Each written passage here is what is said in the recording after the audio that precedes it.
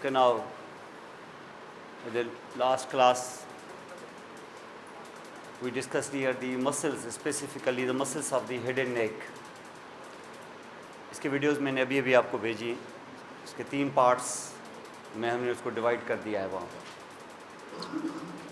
But before that, before the specific muscles of the head and neck and the other regions which we are going to take today, we discuss the general anatomy of the muscle also. What the muscle is, how many types of the muscles you find in your body, what are the terms like origin, insertion, tendon, aponeurosis, what is the function of the muscle, what is the structure of the muscle itself is, what are the fascicula, are the connective tissue which is binding these structures like epimysium, perimysium, endomysium, what they are. This is a general anatomy of the muscles, but you have to discuss the specific muscles of your body in the different regions. And in these regions you discussed certain muscles in the region of the head and neck. When we told you that in the head and neck, the muscles of the head, muscles of the neck, in the muscles of the head, like the muscles of the face, muscles of mastication, and in neck muscles, certain muscles were there, suprahyoid, infrahyoid, perivertebral, etc. But you have not just these muscles, but you have certain other muscles also in the different regions now, you can say. Like this is another region that we are going to take here, is the muscles of the abdominal wall. And these muscles of the abdominal wall, if you consider here, this is a wall of your abdomen, this is the wall of your thorax. And these are in fact composed of not just the skin, fascia and other things, but the muscles also. ये आपको जो अब abdomen नज़र आ रहा है ना, इसके अंदर मसल्स हैं. This made up of muscles. आप खुद आप उसको ऐसे टाइट कर सकते हो, आपको ढीला कर सकते हो. आप जब कफ करते हैं तो देखें ये मसल्स कैसे कंट्रैक्ट करते हैं और आपके एयर को फोर्सफुली पुश करते हैं बाहर. या आपके एब्डोमिनल विसरा को, जो आपके एब्डोमिनल विसरा है, आपके अंदर जो एब्डोमेन के अंदर मौजूद है आपका डाइजेस्टिव सिस्टम, जिसमें स्टमक है और इंटेस्टिन्स हैं, ये इसकी लेंथ तकरीबन कोई 28 फीट है. 28 फीट लॉन्ग डाइजेस्टिव सिस्टम है. आपको यहाँ इस दीवार के साथ बांधेंगे तो उधर जाके उस दीवार तक आपका इंटेस्टीन और स्टमक है, और इतना वज़न है उसका. तो डेफिनेटली उसको सपोर्ट करने के लिए वाल चाहिए. पीछे तो वर्टिब्रल कॉलम है, चलें पिलर की तरह खड़ा है, हालांकि वहाँ भी मसल्स हैं. तो पोस्टीरियर एब्डोमिनल वॉल में भी मसल्स हैं, एंटीरियर एब्डोमिनल वॉल में भी मसल्स हैं. आप देखें ये एंटीरियर एब्डोमिनल वॉल के मसल्स इतने स्ट्रांग नहीं हैं. आपने देखा होगा कि अगर स्टमक वगैरह में फूड ज़्यादा भर जाए तो ये ऐसे बाहर निकल आते हैं. ऐसे बाहर पीछे से नहीं निकलते. पेट आगे बढ़ता है, पीछे नहीं बढ़ता. पेट आगे निकल आता है. प्रोटूबरेंस जो होती है एब्डोमेन की देखें आगे होती है, पीछे नहीं होती. इसलिए क्योंकि पीछे वर्टिब्रल कॉलम है, बोनी है पिलर की तरह, और दोनों तरफ से जो मसल्स हैं वो बड़े स्ट्रांग होते हैं. इस वजह से ये बल्ज नहीं करते पीछे. तो सपोर्ट बहुत ज़बरदस्त पीछे ज़्यादा सपोर्ट है. बैकबोन आप समझ सकते हैं ना, बैकबोन एक प्रोवर्ब भी है, is the backbone of the society, यानी जो एक तरह से रीढ़ की हड्डी जिसको हम कहते हैं. आगे ऐसी चीज़ है ही नहीं. तो you have a support interiorly also. तो ये जो मसल्स हैं ना आपको एंटीरियर एब्डोमिनल वॉल के जो मसल्स हैं, तो नेचर ने क्योंकि वीक मसल्स दिए हैं, ज़्यादा स्ट्रॉन्ग मसल्स नहीं हैं, तो नेचर ने क्या किया, यहाँ पर लेयर्स दे दिए हैं. चलो अगर वीक हैं तो फिर एक नहीं, एक और, फिर एक और, 3 लेयर्स में यहाँ नेचर ने मसल दिए हैं. कैसे पाएंगे आप इनको, इन मसल्स को कहाँ देखेंगे आप? सबसे पहले स्किन को कट लगाएं, खोलें, आप पाएंगे फेशिया. स्किन के अंडरनीथ क्या होता है? फॉरन स्किन के नीचे क्या होता है? फेशिया होता है. और उसको इतने सुपरफिशियल फेशिया. साफ़ करें इसको, फिर आपको बहुत ही डेलिकेट डी फेशिया मिलेगा. एब्डोमेन पे वैसे डी फेशिया न होने के बराबर, इसलिए एब्डोमेन उमन बल्ज कर जाता है, ऐसे जैसे खाना खाएं तो थोड़ा सा ऐसे बाहर आ जाता है, क्योंकि डी फेशिया यहाँ पर नहीं होती. फेस और एब्डोमेन में डी फेशिया कुदरत ने, और थोरेक्स में भी, वरना थोरेक्स आप ऐसे एक्सपेंड नहीं कर सकते थे. आप अगर सांस लेना चाहें तो 2.5 लीटर सांस, 2.5 लीटर इंस्पायरेशन अंदर ले सकते हैं आप, इंस्पायर कर सकते हैं एयर. नॉर्मली आप 1/2 लीटर लेते हैं. इस वक्त बैठे हुए हैं 1/2 लीटर ले रहे हैं, दे रहे हैं, ले रहे हैं, दे रहे हैं. लेकिन अगर आप चाहें तो एक सांस, लंबी सांस ले सकते हैं. ये और 2.5 लीटर है. उस हाफ लीटर के अलावा 2.5 लीटर और तब आएगी ना, जब अंदर थोरेक्स में स्पेस क्रिएट होगी। और स्पेस तब क्रिएट होगी जब आपका थोरेक्स एक्सपेंड होगा। और एक्सपेंड तब होगा जहाँ यहाँ डी फेशा नहीं होगी। तो नेचर ने यहाँ डी फेशा को गायब किया, इधर भी गायब किया और फेस पे भी। तो आप सुपरफिशियल फेशा को साफ करेंगे तो आप पाएंगे मसल्स। और क्योंकि मसल्स थोड़े से डेलिकेट हैं, वीक हैं, थिन हैं, तो नेचर ने फिर उनको थोड़ा सा बीफ अप करने के लिए एक लेयर डाला है, फिर उसके नीचे एक और लेयर डाला है, फिर उसके नीचे एक और लेयर डाला है। ऐसे नहीं डाला कि एक लेयर ऐसे, दूसरा ऐसे, तीसरा ऐसे, एक ही डायरेक्शन में नहीं। आपने देखा है जब ये जो चेयर्स होती हैं, कुर्सियाँ होती हैं, कुर्सी की जो निटिंग होती है या जो चारपाई की निटिंग होती है, कभी भी लेयर वाइज डायरेक्शन एक नहीं होता फाइबर्स का। ऐसे, फिर दूसरा ऐसे, थोड़ा ऐसे नहीं होता, ऐसे आए, दूसरे ऐसे, अगर तीसरा लेयर देना है तो किसी और डायरेक्शन में, क्योंकि आप सेम डायरेक्शन में कितने भी लेयर दे देंगे, बैठेंगे तो बीच में से निकल जाएंगे। तो आपको इतनी अक्ल है, ये तो नेचर है। नेचर ने भी ऐसे किया है।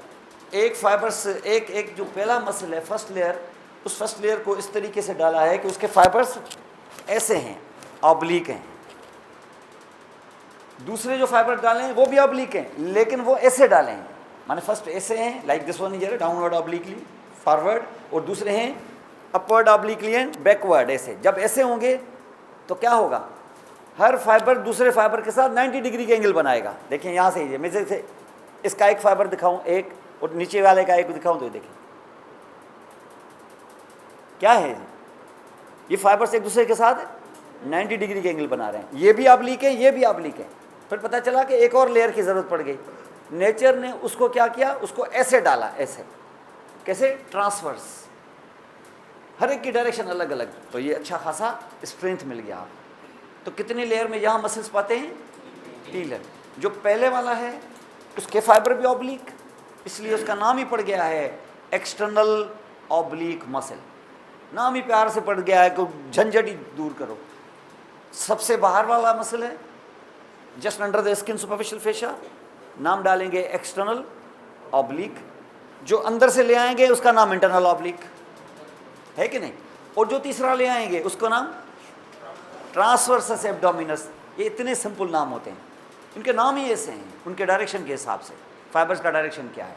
तो number 1 muscle is external oblique, number 2 is internal oblique, and number 3 is transverse abdominis muscle. चले इन तीनों को देख लें। यहाँ पर लाइट ऑफ करो, देखिए यहाँ पर ये मसल देख रहे हैं आप। ये व्यू कब देखेंगे आप, जब आप स्किन को खोलेंगे, उसमें मौजूद सुपरफिशियल फेशा जिसमें फेट वगैरह भरा हुआ है उसको क्लीन करेंगे तो पाएंगे ये। आपको पता है ना कि मसल जब ओरिजिन लेता है तो फाइब्रस टिश्यू से लेता है। फाइब्रस ओरिजिन वाला एरिया और इंसर्शन वाला एरिया क्या होता है, फाइब्रस वो बीच वाली होती है बेली। गोश्त कहाँ होता है, बीच वाले एरिया में। तो ये आ रही, और यहाँ से क्योंकि बहुत बड़ा है, मसल बहुत बड़ा है, शीट लाइक के लंबा मसल होगा, तो जब इंसर्शन के लिए आएगा तो टेंडन की शक्ल में कि एपोन्यूरोसिस की शक्ल में, वजह जगह बहुत घेरनी है इसलिए। और जब यहाँ आएगा तो उसको इंसर्शन के लिए बोन चाहिए यहाँ, क्योंकि इसको इंसर्शन के लिए यहाँ एब्डोमेन में कोई बोन है ही नहीं। तो जब इसको नहीं है राइट वाले को, तो लेफ्ट वाले को भी नहीं है। तो लेफ्ट और राइट वाले दोनों आपस में मर्ज क्यों ना हो जाएं। जब दोनों को नहीं है तो दोनों आपस में फ्यूज़ हो जाएंगे। वो फ्यूज़ होकर इसका जो सेंट्रल पोर्शन हो थोड़ा सा टफ हो जाएगा। बस समझ लो यही मसल है तुम्हारा, यही बोन है तुम्हारा, हालांकि बोन है नहीं। तो ये एक लाइन क्रिएट हो जाएगी। ये लाइन मस्कुलर होगी कि फाइब्रस होगी, और ये फाइब्रस होगी, लाल होगी कि वाइट होगी। तो इस लाइन का नाम ये है वाइट लाइन। वैसे वाइट लाइन बोलते नहीं है उसको, वाइट को कहते हैं एल्बा। एल्बा वर्ड वाइट के लिए पड़ता है, एल्ब्यूमिन वगैरह सुना होगा आपने। ये एल्ब्यूमिन, एल्बा वर्ड पड़ता है वाइट के लिए, इसलिए इसको हम कहते हैं वाइट लाइन और इसको हम कहते हैं एल्बा लाइन। एक्चुअली इसको हम कहते हैं Linnaea Elba. Linnaea means line, Elba means white, it's the white line. अगर नहीं याद आया तो वाइट लाइन भी ठीक है चलो, वरना इसको कहते हैं लीनिया एल्बा। ये लीनिया एल्बा है। इसमें क्या आ जाते हैं, ये दोनों साइड के एक्सटर्नल ऑब्लिक मसल्स के एपोन्यूरोसिस मर्ज हो जाते हैं। मर्ज हो जाते हैं तो ये चीज़ डबल थिकनेस हो जाती है इसकी, और चलो बोन न सही, इसी को पकड़ लो, कम से कम शीट कंप्लीट हो जाएगी, एब्डोमेन को कवर मिल जाएगा। लेकिन स्ट्रांग कवर नहीं है, इसलिए तुम्हें एक और मसल चाहिए। अब की बार कहाँ, अंदर की तरफ। अंदर की तरफ कैसे, ये ऐसे जाएगा मसल, अब तो उसका नाम पड़ जाएगा इंटरनल ऑब्लिक। ये जो मसल है ये है क्या, एक्सटर्नल ऑब्लिक। आप यहाँ पे इसको देख लेंगे, किसी ओरिजिनल इंसर्शन। अब ये ओरिजिनल इंसर्शन कहाँ से लेंगे, जब बोन ही नहीं है एब्डोमेन में, भाई बोन नहीं है, इसके पड़ोसियों को तो बोन है ना, थोरेक्स में तो बोन है ना, तो वहाँ से ओरिजिन ले लेना। और नीचे पेल्विस है, उसको तो है ना बोन, हिप बोन वगैरह, वहाँ इंसर्शन कर लेना। तो ये देखें कहाँ से ओरिजिन ले रहे हैं, अपने नेबर से, माने किससे, थोरेक्स से, रिब्स से। और रिब्स से ओरिजिन लेने के बाद कहाँ इंसर्ट हो गए, हिप बोन में। कुछ इंसर्ट हिप बोन में हो गए और जो सेंटर में आ गए तो फिर अपने दूसरे से इंसर्ट हो गए। तो आपका पूरा शीट बन गया आपका ये। तो एपोनेउरोसिस दोनों के इस तरीके से यहाँ पर ये मिल जाते हैं। अब ये जब मिल जाएंगे तो इसका हो गया आपका एक्सटर्नल ऑब्लिक। अब आप इसके नीचे आप देखें एक्सटर्नल ऑब्लिक मसल, ये पूरा आपको दिखाया जा रहा है। आ जाए आप दूसरे पे, इसके अंदर आ गए तो एक और मसल पाया आपने, ये ऊपर से आते हुए दिखाई दे रहा था ये, अब ये नीचे से ऐसे लाइक दिस, ऐसे, ये ऐसे। तो आपकी वाल वैसी रही कि थोड़ी सी मोर स्ट्रॉन्गर हो गई, तो मोर स्ट्रॉन्गर। इसने भी इंसर्शन कहाँ से, ओरिजिन कहाँ से ली, भाई नीचे से, अपने पड़ोसी से आने हिप बोन वगैरह से, और ऊपर आ गया इस तरीके से, किसको पकड़ लिया, रिब्स को, और ये सेंटर तक आ गया। तो फिर क्या किया, दूसरी तरफ से दूसरा मसल आ रहा है, दूसरी तरफ से दूसरा मसल आ रहा है, तो अपने दूसरे मसल के साथ मर्ज होके इसने भी बना दी क्या, लीनिया एल्बा। क्या बनाया, लीनिया एल्बा।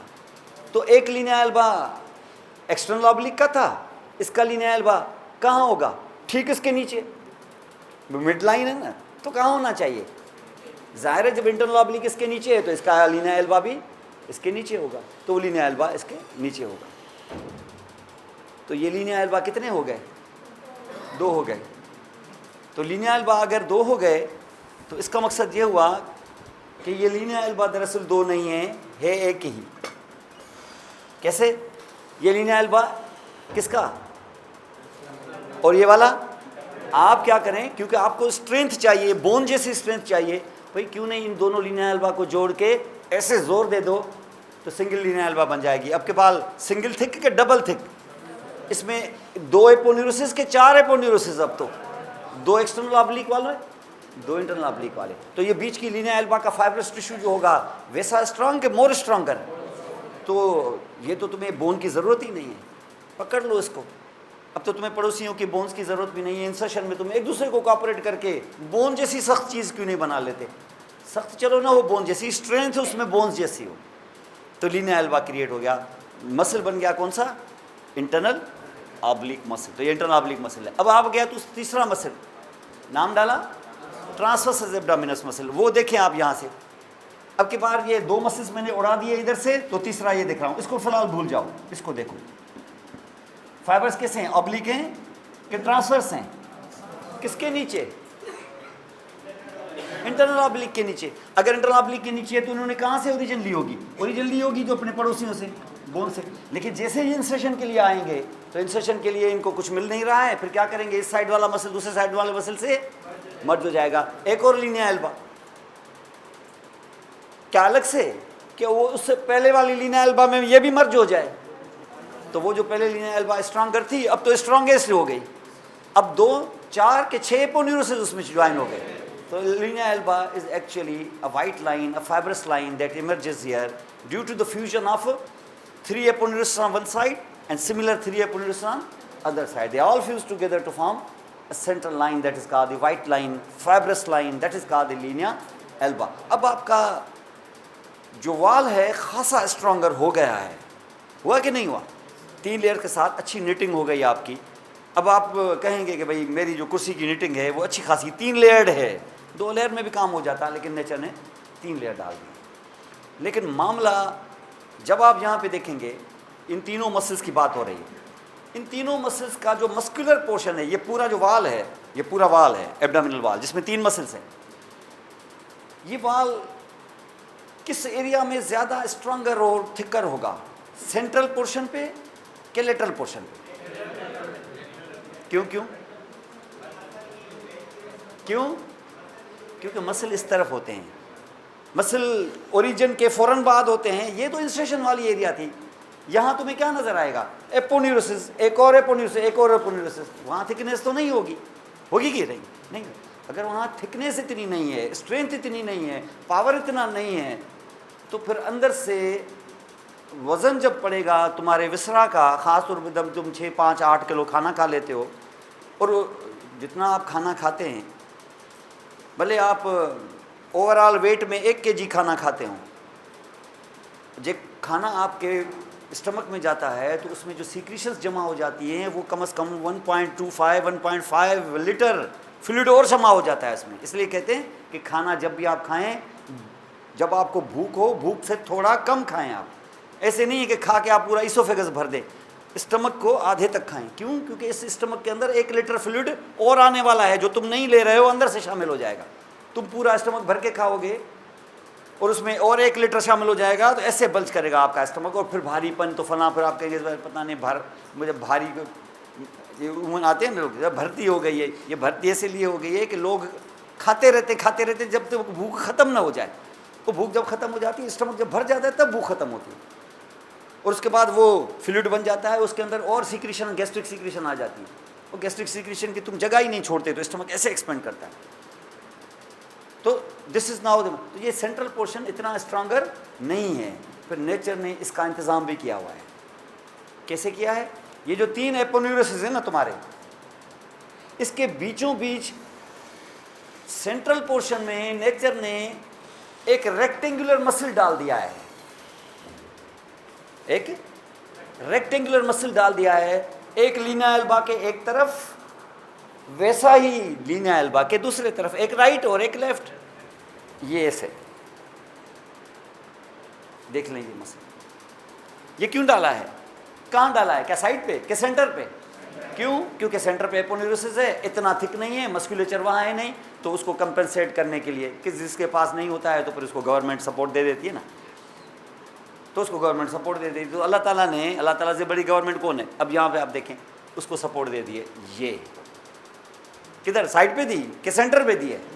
एक साइड पे और दूसरी सेम साइड पे भी चले, जहाँ जोड़ाया है हमने उसको, यहाँ दिखाया है। आप एक पढ़ेंगे, क्योंकि लेफ्ट और राइट अगर सिमेट्रिकल है तो आप एक साइड पर। एनाटॉमी में ये उसूल है, ये एक रियायत है, एक डिस्काउंट है कि एक खरीद लो दूसरा मुफ्त। यहाँ पर लेफ्ट और राइट अगर है तो, अगर एक है तो एक पढ़ना पड़ेगा, उसका आधा नहीं पढ़ना पड़ेगा, ठीक है? तो ये यहाँ पर है। आई बॉल 2 हैं, एक पढ़ लो, मेरी तरफ से दोनों हो गए। लिम्ब आप एक पढ़ते हो, दूसरी नहीं पढ़ते। ऐसे नहीं फर्स्ट ईयर में एक लिम्ब पढ़ते हैं, बोलते हैं कि दूसरी लिम्ब आपको फाइनल ईयर में पढ़ाएंगे। नहीं, आप एक पढ़ लो, दूसरी हो गई। तो यहाँ पर भी एक पढ़ लो, दूसरी हो गई। तो ये एक मसल है। क्या है? टेढ़ा है कि सीधा है? रेक्टेंगुलर मसल है। रेक्ट वैसे रेक्टेंगुलर जो ना, रेक्ट वो कहते हैं सीधे को, एरेक्ट से निकला हुआ रेक्ट। किसी चीज़ को सीधा करना होता है तो बोलते हैं रेक्टिफाई करें इसको, दुरुस्त करें इसको, माना दुरुस्त मतलब इसको सीधा करें, इस चीज़ को थोड़ा सीधा, इसको रेक्टिफाई करके आ जाओ, किसी को करेक्ट करना, रेक्टिफाई करना, इसलिए रेक्ट कर, ये रेक्ट है, रेक्टेंगुलर मसल ऑफ किसका? एब्डोमेन का, तो इसका नाम ही पड़ जाता है रेक्टस एब्डोमिनस। तो ये रेक्टस एब्डोमिनस किसके बीचों बीच है? एपोन्यूरोसिस के बीचों बीच। वो एपोन्यूरोसिस के बीचों बीच, एपोन्यूरोसिस के बीचों बीच, तो इसके बीच में जाएगा। कहाँ है? तुम्हारे पास कितने एपोन्यूरोसिस हैं? 3। अब जब इसको डालेंगे तो कहाँ डालेंगे? आगे 1, पीछे 2, या तो ऐसे हो सकता है या ऐसे हो सकता है कि आगे 2 पीछे, तो बीच में डालना है ना। ये मुख्तलिफ जगहों पे मुख्तलिफ है, इसमें लंबे में नहीं जाएंगे हम लोग, लेकिन ये यहाँ पर मौजूद होगा। इसका मकसद ये है कि ये कट लगा के ऐसे खोलोगे तो क्या ये सीधा सीधा मसल नज़र आ जाएगा तुम्हें कि ये एम्बेडेड होगा between the aponeurosis of these 3 muscles, ठीक है ना? तो जब एम्बेडेड होगा 3 मसल्स में, तो ये मसल इस तरीके से नंगा नहीं बैठा हुआ, इसको शीट, इसको एक तरह से लिफाफा है। कौन बना रहा है ये लिफाफा इसका? एपोन्यूरोसिस। कितने मसल्स के? 3 मसल्स के। तो वो जो लिफाफा है, वो जो एनवेलप है, that has been formed by the 3 aponeurosis of the 3 muscles, उस लिफाफे को कहते हैं शीथ। किसकी शीथ? हाँ, किसकी शीथ? शीथ किसकी बनाई? तो किसने भी? किसकी? इस मसल की। कौन से मसल की? तो इसलिए उस शीथ का नाम ही है द रेक्टस शीथ। तो अगर आपसे कोई पूछे कि भाई रेक्टस शीथ क्या है, तो बोलेंगे 3 aponeurosis which are covering the rectus abdominis muscle. इससे क्या फायदा हुआ? एपोन्यूरोसिस ने तुम्हें कवरिंग दी, तुमने एपोन्यूरोसिस को स्ट्रेंथ दे दी, और इससे तुम्हारे एब्डोमेन का सेंट्रल पोर्शन भी स्ट्रांगर हो गया। लेटरल तो वैसे ही स्ट्रांगर है, क्योंकि एक के नीचे दूसरा मसल, दूसरे के नीचे तीसरा मसल है, वहाँ तो मस्क्यूलेचर है, सेंटर पे नहीं था मस्क्यूलेचर, तो नेचर ने उसमें एक डाल दिया है। जैसे ना छतों को स्ट्रांग करने के लिए बीम डाल देते हैं, वो बीम तो नज़र आते हैं, इसके अंदर ये सब, तो इससे क्या हो गया? और ये जो आपने देखा ना रेक्टस एब्डोमिनस मसल, वो ये रेक्टस एब्डोमिनस मसल में देख रहे हैं, ये निशान आप देख रहे हैं आप, ये 3, ये दरअसल रेक्टस एब्डोमिनस भी right since beginning till last पूरा पट्टा मसल का नहीं है, इसके बीचों बीच थोड़ा सा फाइब्रस टिश्यू भी है, ये फाइब्रस टिश्यू है। ये क्या होगा? मस्कुलेचर के फाइब्रस, एपोन्यूरोसिस के टेंडन, वेरी गुड, तो इसको हम कहते हैं टेंडन्स। और क्योंकि ये इंटरसेक्ट कर रहे हैं किसको? रेक्टस एब्डोमिनस को पीसेस में, इसलिए इसको बोलते हैं टेंडिनस इंटरसेक्शंस। कितने होते हैं? 3 होते हैं, तो ये टेंडिनस इंटरसेक्शंस कहलाती हैं। ये दीज आर टेंडिनस इंटरसेक्शंस। अब अगर आप अपने एब्डोमेन की एक्सरसाइजेज करेंगे तो ये मसल भी स्ट्रांग होंगे, लेकिन ज़्यादा ये मसल स्ट्रांग होगा, क्योंकि ये जो रेक्टस एब्डोमिनस है ये कहाँ से ओरिजिन लेगा? एब्डोमेन में तो कोई मसल ही नहीं है भाई, नीचे से ओरिजिन ले लेगा तुम्हारे हिप बोन से, ऊपर से ये आता जाएगा आता रहेगा, और ये इंसेशन ले लेगा किस पे? किस पे?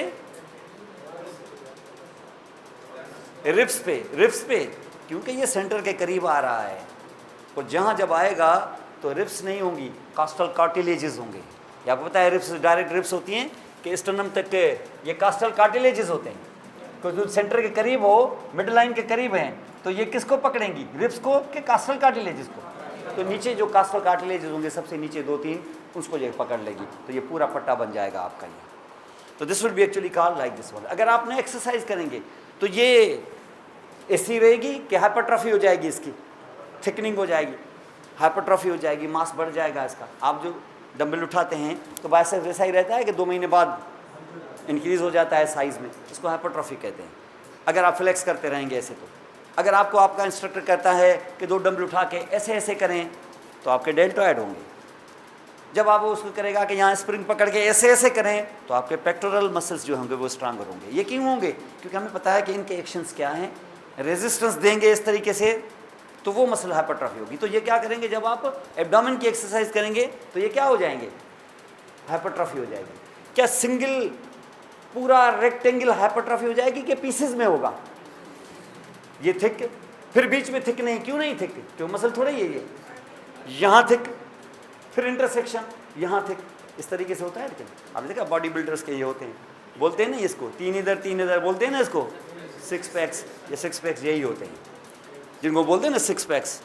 तो 6 packs is actually these are the pieces of rectus abdominis muscle. Why they are packs in pieces? Because they are being intersected by tendinous intersections. और इसमें आपने रेक्टस शीथ भी देखी, ये 4 मसल्स भी आपने देखे। ये इस वक्त जहाँ पे मैं आपको दिखा रहा हूँ क्या, रेक्टस एब्डोमिनस मसल, देख लें यहाँ पर ये रेक्टस एब्डोमिनस,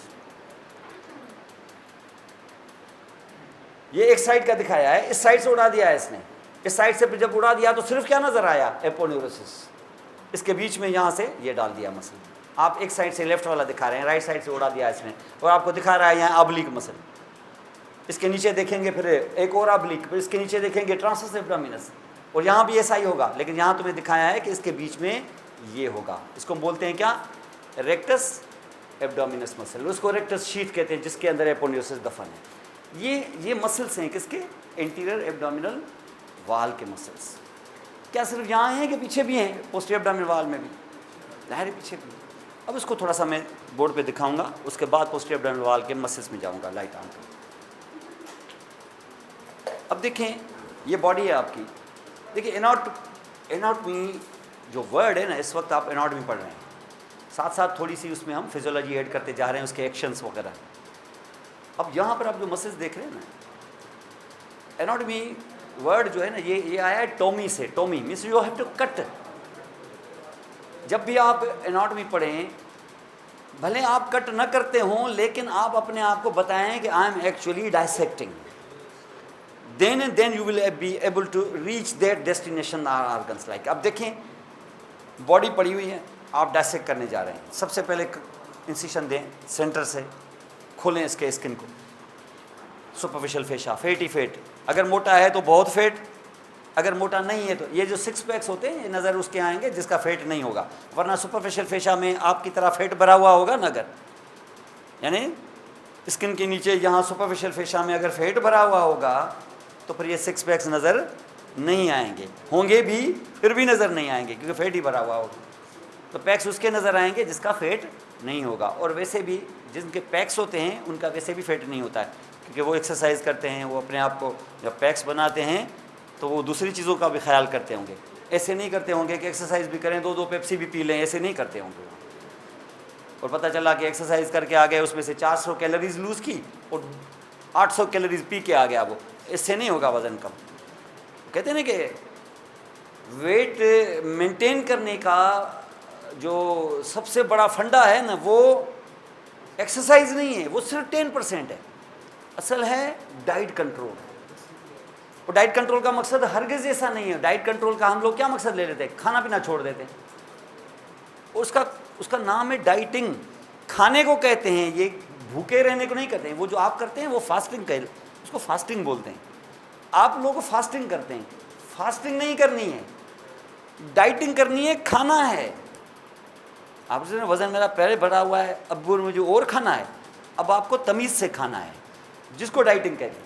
अब आप क्या करते हैं, वो जाहिल लोग क्या करते हैं, यार वज़न कम होना है मेरा, वो मैंने खाना बंद कर दिया है, ऐसे बोलते हैं ना, ऐसे करते हैं लोग, ऐसे ही करते हैं। अमूमन जिन लोगों को नॉलेज नहीं होती वो ऐसे ही करते हैं, वो खाना बंद कर देते हैं। वो खाने बंद करने से तो वज़न वैसे ही कम हो जाएगा, बल्कि आप ही कम हो जाएंगे, -1 हो जाएगा आपका घर। आप 15 दिन क्यों खाना छोड़ देते हैं, 1 महीना 15 दिन छोड़ दें, अल्हम्दुलिल्लाह आप 6 फुट नीचे हो जाएंगे। फिर तो खाना बंद नहीं करना है, खाने को तमीज़ से खाना है, कैलोरीज को काउंट करना है, प्रोटीन कितना खाना है, एक्सरसाइज क्या करनी है, ये करें कि जब आप आस्ते आस्ते चलेंगे तो ये वज़न मेंटेन होने में 6 से 8 महीने लेगा, क्योंकि इसका बेड़ा गर्क होते हुए भी 2-3 साल लगे हैं। ये एकदम से स्विच ऑन स्विच ऑफ नहीं है, ऐसे बॉडी इस तरीके से नहीं चलती। ये गाड़ी नहीं है कि ब्रेक लगाओगे इमरजेंसी ब्रेक, और ब्रेक लगाओगे तो तुम्हें ब्रेक लग जाएगा, और फिर इम्यूनिटी लो, फलां, ये 10 बीमारियाँ, और फिर पता चलेगा कि वेट लॉस, ये सारे भूल जाओगे, कहते इस बीमारियों के चक्कर में इस बीमारी को ठीक करूँ पहले। तो ऐसा नहीं है यहाँ पे, ये डाइटिंग है। Dieting means proper diet, proper way of diet, not the fasting, भूख पे नहीं रहना। तो ये सारी चीज़ें इसी तरीके से होती हैं। ये फैट आपको पता है कि जब भी आप एक्सेसिव अमाउंट जब आप इंटेक करते हो ना, एक्सेसिव कैलोरीज जब आप लेते हो, तो they are deposited in your, जब भले आप प्रोटीन ज़्यादा लें, भले आप कार्बोहाइड्रेट ज़्यादा खाएं, लेकिन जब स्टोर होंगी ना तो they will be store in form of fat. ये कार्बोहाइड्रेट चर्बी में कन्वर्ट हो जाएंगे अंदर, जमा हमेशा क्या होगी, फैट होगा। जो आदमी पेप्सी, चॉकलेट, शुगर्स ये ज़्यादा खाते हैं, क्या शुगर जमा हो जाती है, वो मोटे हो जाते हैं? क्या इनके अंदर क्या पेप्सी जमा हो जाती है क्या? उसके अंदर फैट जमा, ये फैट में कन्वर्ट हो जाता है। तो इसका मकसद ये है कि एक्सेसिव अमाउंट हमेशा फैट में जमा हो जाएगा, और फैट की सबसे जो पसंदीदा जगह है ना, वो है पेट। देर ही नहीं लगती, आप थोड़ा सा खाएं, 2 महीने के अंदर देखें पेट निकल आएगा। बाकी चीज़ों पे फैट बाद में जमा होती है, सबसे पहले इधर। और कितना आदमी अगली लगता है, आप अंदाज़ा लगाएं। अल्लाह ताला ने इंसान को बड़ा खूबसूरत बनाया है, कैसे, मतलब इतना बड़ा क्रिएटर अपने इतने बड़े क्रीचर को क्या बदसूरत बनाएगा क्या? तो आप अंदाज़ा लगाएं, ये पेट। कभी आपने देखा है कि किसी मुजस्मा साज ने जो अपना कोई मुजस्मा बनाया हो, उसमें उसका पेट बड़ा दिखाया हो? कभी ऐसा है? आप देखें, ऐसे फ्लैट दिखाएगा, कोशिश करेगा, पैक्स भी दिखाएगा कि उसमें खूबसूरत लगेगा वो पेट। मैं बिलीवर में इतनी बड़ी कोशिश करता हूँ उसके बावजूद, क्योंकि हमारा जो खाने का अंदाज़ है ना, उसमें एक सवाल ही पैदा नहीं होता कि हमारे बेली फैट जो है वो फ्लैट हो। हमारा पेट हमेशा, एशियंस के हमेशा पेट बड़े होते हैं। हमारे बहुत खूबसूरत अदाकार भी होते हैं, उनके भी पेट बड़े हुए होते हैं। वरना आप वेस्टर्न कंट्रीज़ में आपने वेस्टर्न अदाकार देखे होंगे, फ्लैट होते हैं बिल्कुल, क्योंकि उनकी डाइट मुख्तलिफ होती है हमसे। हमारी डाइट होती है ज़्यादातर शुगर्स, हमारे पास और मिले हों ना हो, शुगर मिले बहुत होती हैं, और जितनी शुगर मिले बढ़ रही हैं उतना डायबिटीज़ के पेशेंट बढ़ रहे हैं। 5 करोड़, अभी कल में मुझे तो चक्कर आ गया, मैंने उसको सिर्फ स्टेटिस्टिक्स पढ़ के, 4 करोड़ से ज़्यादा डायबिटिक पेशेंट हो गए हैं पाकिस्तान में। 4-5 करोड़, यानी हर 5वें 6ठे आदमी के बाद एक डायबिटिक है हमारे पास। यहाँ बैठे हुए हैं ना, यहाँ पर तो लिटरली यहाँ पर भी कोई 10 कोई डायबिटिक होंगे, हो सकते हैं। तो इतनी डायबिटीज़ है हमारे पास। और वजह उसकी क्या है? वजह उसकी है हमारा गलत तरीके से खाना। सिर्फ मील को ठीक कर देना, ये डायबिटिक्स 5 करोड़ से 1 करोड़ पे आ जाएंगे। 4 करोड़ डायबिटिक्स हैं ही नहीं। ये सिर्फ गंदबला खाने की वजह से, बगैर किसी वजह से खाने की वजह से, अलग अलग गलत टाइम पे खाने की वजह से ये इनकी शुगर लेवल बढ़ी रहती है, जिसको फिर डॉक्टर जो है ना वो डायबिटिक बोल देता है। ये डायबिटिक्स नहीं है, ऐसे फिर उनकी ट्रीटमेंट शुरू कर दे। उसको नहीं बोलता कि खाने को थोड़ा कंट्रोल करो, थोड़ा एक्सरसाइज करो, थोड़ा रिलैक्स हो जाओ। खाने के ये 2 टाइमिंग्स हैं। खाना असल में जो है बीच के 8 घंटों में खाना होता है, 11 से लेकर 7 बजे तक। उसके बाद खाने की ज़रूरत ही नहीं है। ये टाइम नहीं खाओ, 3 टाइम का खाना होता ही नहीं है। 3 टाइम तो जानवर खाते हैं, इंसान थोड़ी खाते। हमारे इवन लैंग्वेज में ये 2 टाइम की रोटी, 3 टाइम की रोटी कभी है? कोई है ही नहीं। 3 टाइम जो खाना खाएगा तो उसका पेट बड़ा नहीं होगा तो और क्या होगा? ज़रूरत ही उसको नहीं है, और मोटा भी होगा। सुबह को नाश्ता करके फिर दोपहर को जाके खाना खा के फिर सो जाओ, और उसके बाद रात को खाना खा के ही सोना है। तो खाने के बाद सोना मतलब ये 3 खाने जो होते हैं, ये 3 खाने उमूमन आपको 2 खाने ऐसे पड़ेंगे जो खा के सोएंगे आप। अगर आप 2 खाने कर देंगे ना तो खाने के बाद सोने वाला एपिसोड ख़त्म हो जाएगा आपके लाइफ का। 1 खाना 10 बजे या 11 बजे, सुबह को उठ के नाश्ता करना इसकी कोई ज़रूरत ही नहीं है, क्योंकि अल्लाह ताला आपको नाश्ता करा चुका होता है। आपके जागने से पहले ही नाश्ता हो चुका है आपका। हार्मोन्स आपके वो सीक्रेट हो जाते हैं जो आपको ग्लूकोज लेवल आपकी अच्छी खासी मेंटेन कर देते हैं जब आप सुबह को उठते हैं। तो उस हार्मोन का नाम है ACTH, आपने सुना होगा कभी, कार्टिसोल जो होता है। ये रात को 3 बजे पिट्यूटरी ग्लैंड उसको बढ़ाना शुरू कर देता है, आपके कहे बगैर। वो थर्मोस्टेट बनाया हुआ है अल्लाह ताला ने वहाँ पर। 3 बजे स्टार्ट होना शुरू हो जाएगा और आपके लिवर से ग्लूकोज को ब्रेक करके बाहर निकालना शुरू कर देगा। नाश्ता शुरू हो गया आपका। आपको ग्लूकोज चाहिए, नाश्ता चाहिए क्या? ग्लूकोज चाहिए। ग्लूकोज आपको मिल रहा है तो ज़रूरत ही नहीं नाश्ते की। तो चलता रहेगा। सुबह आ गया 7, 8, 9, 10 बजे तक उसकी पीक हो जाएगी। अब डिप करेगा नीचे। ये वो टाइम है जो आपको खाना खाना चाहिए। तो नाश्ते का बेटर टाइम है 10 to 11 o'clock। सुबह को थोड़ा सा चलो चाय का 1 कप आधा कप आपने पी लिया, कोई मसला नहीं, कम चीनी डाल के। मैं ऐसे नहीं कह रहा हूँ भूखे रहो, ऐसे हम भी खाने के शौकीन हैं, ऐसा नहीं है, कोई चीज़ छोड़ते नहीं हैं हम भी। तो अभी लास्ट टाइम में हम लोग जब पढ़ते थे ना, जब क्रिकेटर वगैरह ये वो, तो वो इंडियन जो उस ज़माने में नंबर 1 बैट्समैन था, गावस्कर, सुना होगा आपने, सुनील गावस्कर। ये इमरान खान का कंटेम्प्रेरी था, मतलब उस दिनों के। और आप लोग तो पैदा भी नहीं होंगे, हैदराबाद में मैच हुआ था एक, इंडिया और पाकिस्तान के बीच में टेस्ट मैच। ये लास्ट टेस्ट मैच हैदराबाद के न्याज स्टेडियम ने देखा है। अब तो सिर्फ शादियाँ हो रही हैं न्याज स्टेडियम में, अब किस ज़माने में टेस्ट मैच होते थे। क्रिकेट के वर्ल्ड कप का एक मैच यहाँ हुआ है श्रीलंका और पाकिस्तान के बीच में, जो पाकिस्तान और इंडिया में जो वर्ल्ड कप हुआ था कंबाइंड, यहाँ एक मैच न्याज स्टेडियम में मैच होते थे। तो ये मैच हम लोग तब पढ़ते थे हम मेडिकल कॉलेज में। तो इमरान खान कैप्टन थे, 5 मैच की सीरीज़ थी, यहाँ पे 3rd टेस्ट मैच था मेरा ख्याल, 3rd या 2nd। तो हम लोग उसका 3rd डे देखने गए थे, 3rd या 2nd डे शायद। तो Imran Khan was the captain, और उधर से कैप्टन था सुनील गावस्कर इंडियन से, which he was one of the greatest batsman रहा है, वेरी जेंटलमैन, ज़बरदस्त आदमी। तो वो कहता था कि हम इमरान खान को जब एक्सरसाइज करके देखते हैं तो हमारे रोंगटे खड़े हो जाते हैं। मतलब वो 4-4 घंटे एक्सरसाइज करता है, मतलब ऐसी एक्सरसाइज हमने कभी देखी ही नहीं है, इतनी विग्रस एक्सरसाइज। लेकिन जिस वक्त वो खाना खाने के लिए बैठता है ना, तो वो खाना जब खाता है तो वो देख के भी हमारे रोंगटे खड़े हो जाते हैं। पूरी 2-2 मुर्गियाँ एक साथ खा जाता है। माने खाना खाने का भी मतलब ऐसे है कि 4 आदमियों का खाना एक बंदा खा जाएगा। तो कहने का मकसद है कि उसकी आज भी फिटनेस देखें। वो कहता है कि वो जेल में मुझे कोई मसला नहीं, मुझे 6 साल रख दो, मुझे एक्सरसाइज मशीन दे दो, वहाँ में भी 4 घंटे एक्सरसाइज, इस हालत में भी। कहने का मकसद ये है कि खाने को रोकना नहीं है, बैलेंस खाना खाना है। वो मुर्गियाँ खाना मकसद क्या? प्रोटीन। ये नहीं है कि 6 पेप्सियाँ पी ले, नहीं, पेप्सी भी पी लो, आधी पी लो, बाकी मुर्गी थोड़ी सी फेट, ये करेगी बैलेंस डाइट क्योंकि इनके ज़ाहिर है इनके न्यूट्रिशनिस्ट वो ये भी तो होते होंगे ना, फिजियो होते होंगे जिनको बताते होंगे कौन सा एक्सरसाइज किस किस्म की।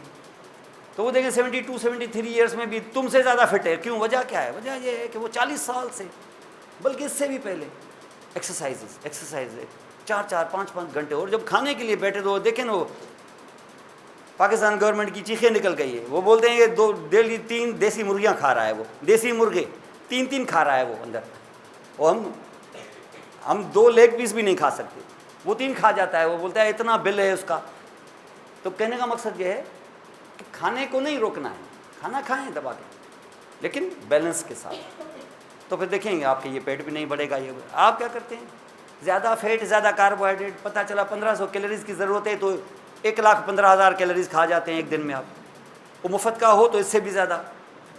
तो लोग शादियों में आ जाते हैं। मुझे किसी ने बताया कि शादी में एक बंदा 2 किलो मटन खा लेता है, जबकि घर में एक साल में भी 1 किलो नहीं खाता।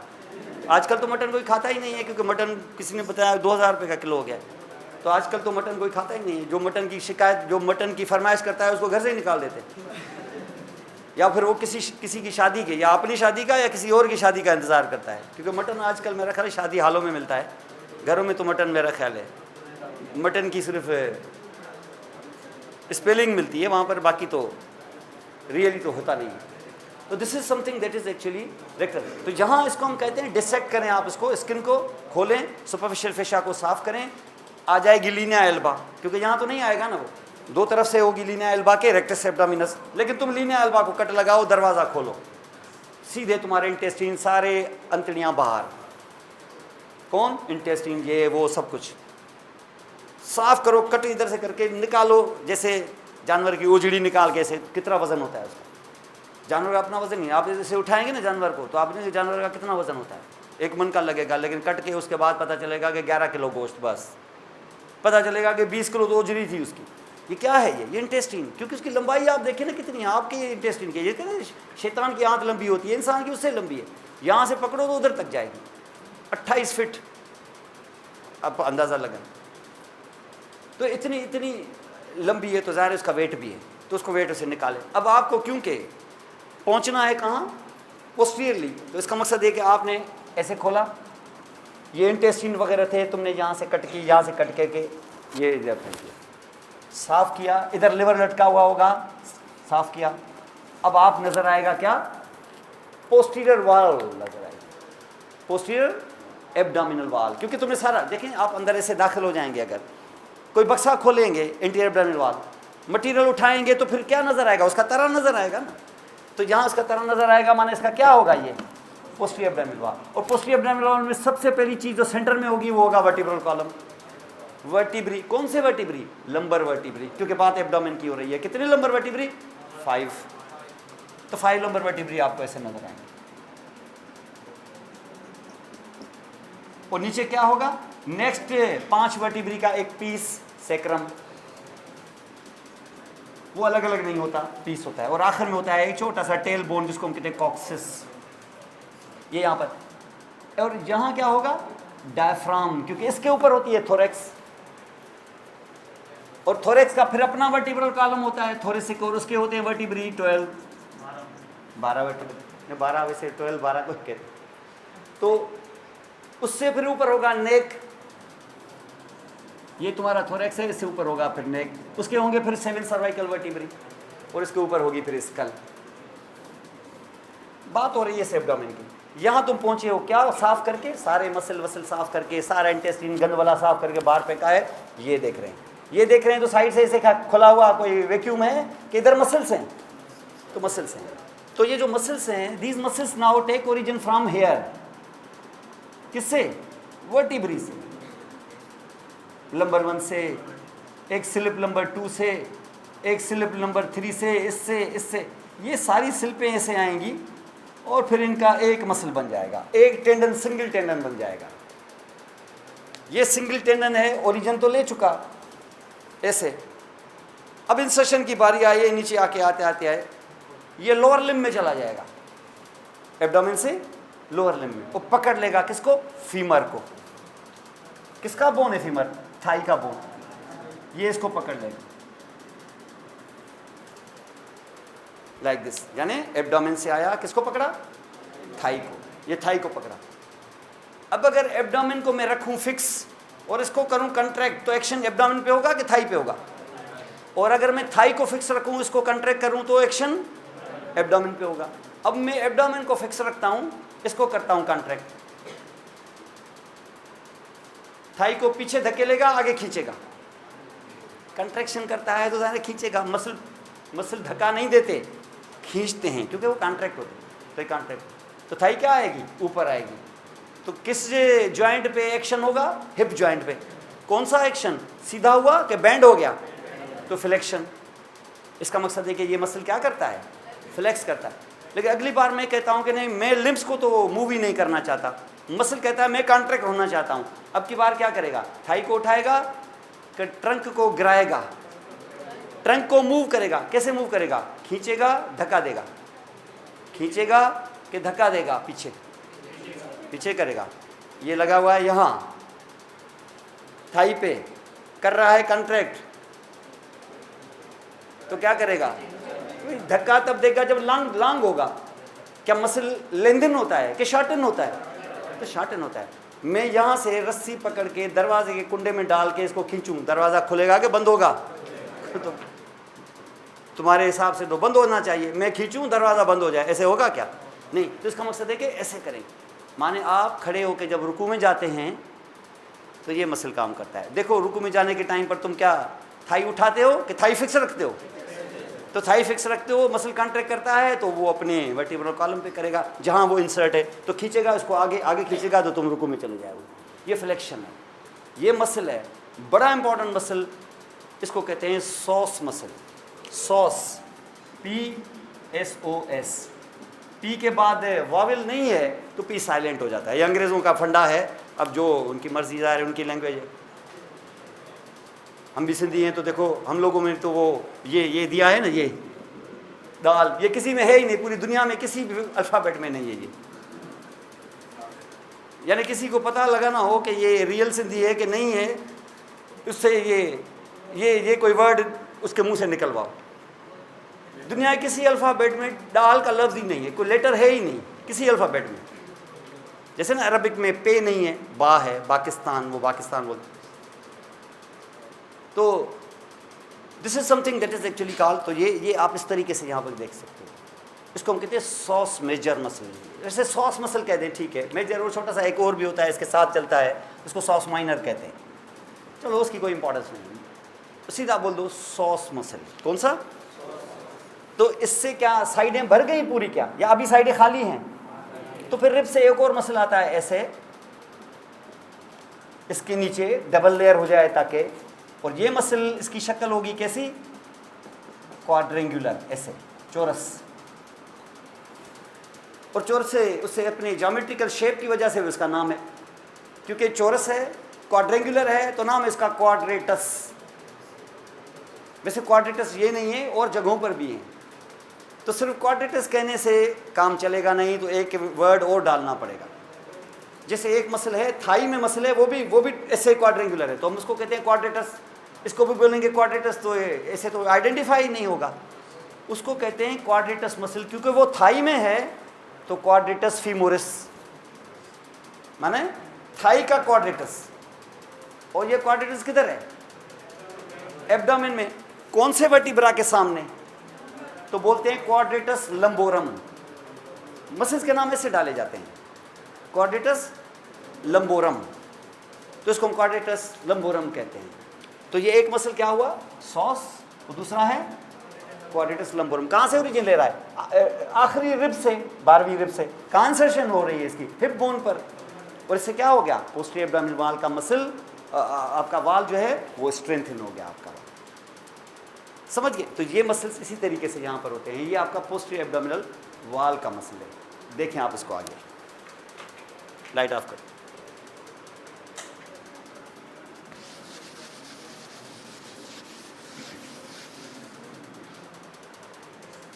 ये देखिए आप, ये देख रहे हैं? ये किधर से आ रहा है? ये वर्टिब्रल कॉलम से आ रहा है, in form of various slips from vertebrae, एक ये दूसरा तीसरा चौथा ये मिलके ये टेंडन बन गया और कहाँ इंसर्ट हो गया, फीमर पर, और ये फीमर को फ्लेक्स करेगा।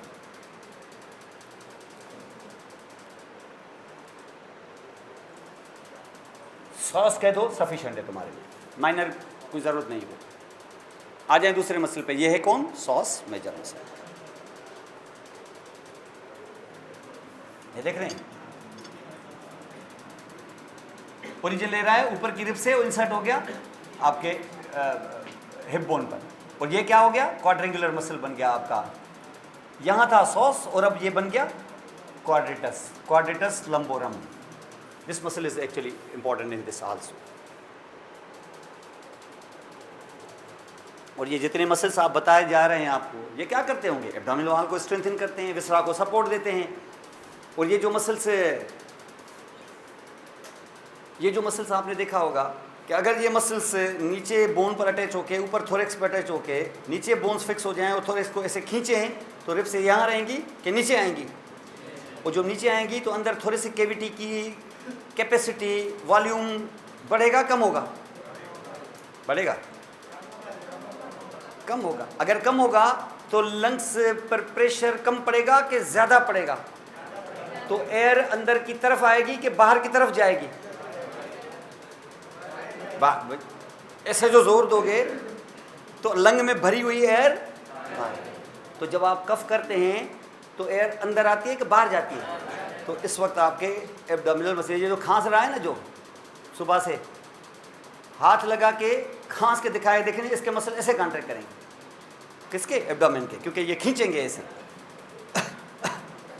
खांसें और अपने एब्डोमेन के मसल को हाथ लगाएं, ये करके देखा करें आप, इसलिए क्योंकि ये तुम लोगों की साइंस है, ये ह्यूमन साइंस पढ़ रहे हैं, ये अपने बॉडी के पार्ट्स पढ़ रहे हैं, जो करें तो करके देखें। आप हाथ लगा के जब कफ करेंगे तो देखें ये मसल ऐसे ऐसे थड़केंगे, ये क्या कर रहे हैं, ये आपके रिब्स को ऐसे खींच रहे हैं, ये खींच रहे हैं ताकि आपका एयर ज़ोर से बाहर निकले। ये 100 माइल्स के स्पीड से बाहर निकलती है ये एयर जब आप खांसते हैं। तो जब आप खांसते हैं तो आपके एरोसोल्स में लगे बैक्टीरिया कोई 15 फीट तक जाते हैं, यानी यहाँ अगर कोई टीबी का पेशेंट खड़ा हो ना अगर, तो ख़तरा सिर्फ इनको नहीं है, ख़तरा उस 10वीं बेंच वाले को भी है, और ख़तरा सिर्फ इस वक्त नहीं है, यहाँ चला गया ना तो जो माउथ में जो एरोसोल्स इस वक्त जो यहाँ मौजूद हैं, ये 2-2 घंटे तक रहते हैं सस्पेंडेड, आस्ता आस्ता गिरते हैं नीचे। यानी कोई यहाँ टीबी का मरीज़ 1 घंटा बोल के गया है ना अगर, तो कम से कम 2 घंटे ये कमरा सेफ नहीं है। यानी आप देखिए कि ये बोलना है, जो बोलना, और सिंगिंग में तो कहते हैं कि 15 फीट तक जाता है, सिंगिंग में इतना ज़ोर लगता है कि एयर जो है ना उसमें एरोसोल्स, उसमें बैक्टीरिया 15 फीट तक जाते हैं। इसलिए किसी सिंगर वैसे ही टीबी के मरीज़ होते हैं सारे शराबी, तो यहाँ से उमूमन कोशिश करके 20 फीट के फासले पे बैठा करो। ऐसे नहीं है कि नहीं सिंगर है सेलिब्रिटी आगे जाके बैठ जाओ, पता चले कि 2 दिन बाद या 8 दिन बाद तुम्हें भी टीबी हो जाए, तो ऐसे नहीं किया करो। अपनी सेहत का ज़्यादा ख्याल करो, गाने से ज़्यादा सेहत इंपॉर्टेंट है, और उस मनहू से ज़्यादा तो सेहत इंपॉर्टेंट है ही। वैसे मैंने देखा ना उन्होंने कंसर्ट में लड़कियां पागल हो जाती है, फलां से ये करता है, ये आधे शराबी और टीबी के मरीज होते हैं, इनसे दूर बैठा करो।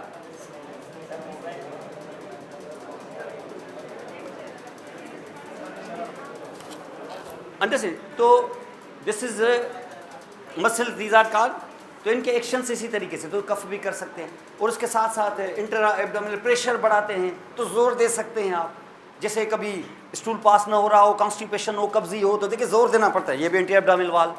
कफ में भी ऐसा ही, या पार्चुरेशन डिलीवरी के टाइम पर गायनाकोलॉजिस्ट का जोर होता है, माँ को बोलती है जोर लगाओ, जोर लगा। ये क्या होता है, ये एंटी एब्डोमिनल वाल के मसल से कंट्रैक्ट करती है, और इसमें एनर्जी चाहिए, ग्लूकोज चाहिए, इसलिए डिलीवरी से थोड़ा पहले उसको थोड़े से जूसेस पिलाए जाते हैं, क्योंकि ग्लूकोज की ज़रूरत है। इस टाइम पर हो सकता है 1.25 घंटा 1 घंटा लग जाए, नॉर्मल डिलीवरी में टाइम लगता है, लेकिन आजकल नॉर्मल डिलीवरी का कोई इंतज़ार करता ही नहीं है। थोड़ा सा जोर लगवा लिया, बोला नहीं होगा, चलो सीज़र हो जाएगा, क्योंकि डॉक्टर का वैसे भी दुकान सीज़र से खुल गई। ऐसे नॉर्मल डिलीवरी में अपने 3 घंटे भी ज़ाया करे और मिले भी उसको कुछ ना, और आगे से रिस्क भी ले ले, क्योंकि ऐसा डिफ़िकल्ट लेबर में तो फिर बच्चे को भी नुकसान हो सकता है। फिर डॉक्टर अगर नीयत के साथ, अच्छी नीयत के साथ भी सीज़र करेगा ना, तो बदनाम ऐसे हो गए हैं, वो बोलते हैं कि नॉर्मल होने वाली थी, इसने तो सीज़र कर दिया। पहले से शक बना के बैठे हुए होते हैं ना हम दिमाग में। तो ऐसा होता नहीं है, ज़रूरी नहीं है कि नॉर्मल डिलीवरी सबको हो जाती होगी या इस तरीके से।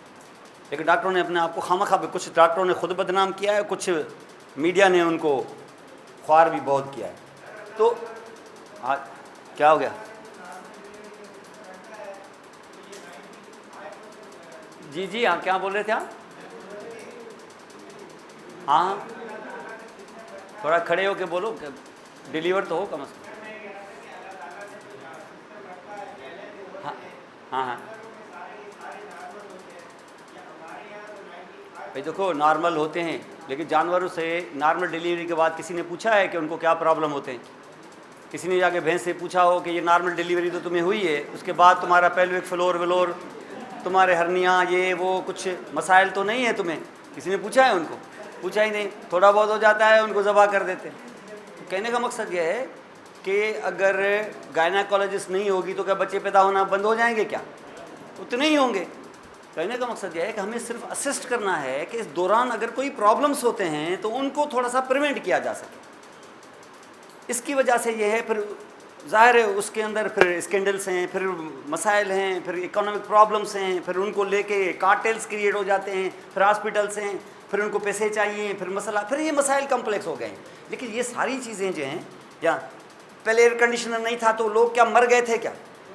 हम लोगों ने ऐसे स्कूलों में भी पढ़ा है जहाँ पर पंखे भी नहीं थे, वहाँ पर वो एक कपड़े की वो थी, उसको हम इस तरीके से सुबह से लेके 50 स्टूडेंट, हर स्टूडेंट 10-10 मिनट उसको खींचता था, उससे हवा आती थी, उसके नीचे में बैठ के पढ़े हम लोग।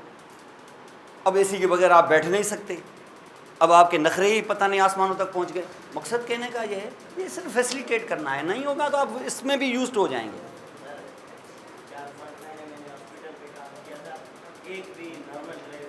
बस नहीं हुई एक भी नॉर्मल डिलीवरी तो यहाँ कोई चक्कर होगा।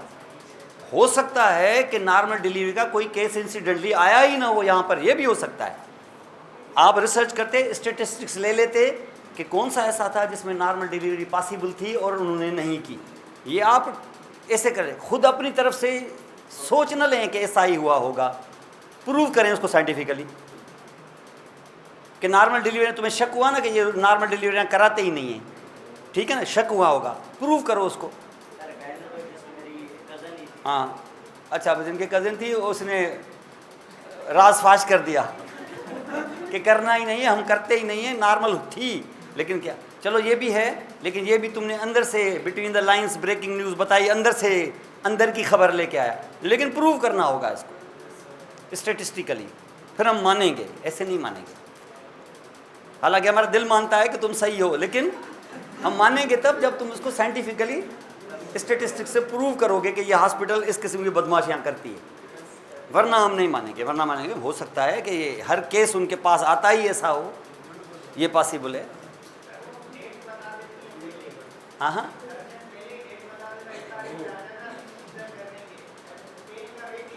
नहीं, पेन का वेट बस नहीं, अगर इसको कहते हैं इलेक्टिव सिजेरियन सेक्शन, जहाँ सिजेरियन सेक्शन हर हाल में होना है, वहाँ लेबर पेन्स की वेट नहीं की जाती, वो सही है। वो आप, क्योंकि आप दिमाग में बिठा के बैठे हो ना कि पहले लेबर पेन्स हो जाएं उसके बाद देखेंगे, ये आप कह रहे हैं, एक्सपर्ट ऐसा नहीं सोचेगा। गायनाकोलॉजिस्ट जब सोचेगी कि इसका किसी सूरत में भी नॉर्मल डिलीवरी नहीं हो सकता, तो फिर लेबर पेन्स तक जाने की क्या ज़रूरत है? फिर लेबर पेन्स तो उसको होने चाहिए जिसको नॉर्मल डिलीवरी की ज़रूरत है। जब वो तय हो गया अल्ट्रासाउंड से कि ये बच्चे की पोजीशन ऐसी है कि नामुमकिन है कि इसकी नॉर्मल डिलीवरी हो, तो लेबर पेन्स उसको नहीं कराए जाते, उसकी सिर्फ डेट्स देखी जाती हैं कि टाइम पूरा हो गया, इसका गेस्टेशनल पीरियड पूरा हो गया है। बस उसमें आपको पूछेंगे कि अगले 2 दिन में आप जब भी फ्री हों तो एज सुन एज पॉसिबल आप अपनी सीज़र करा लें।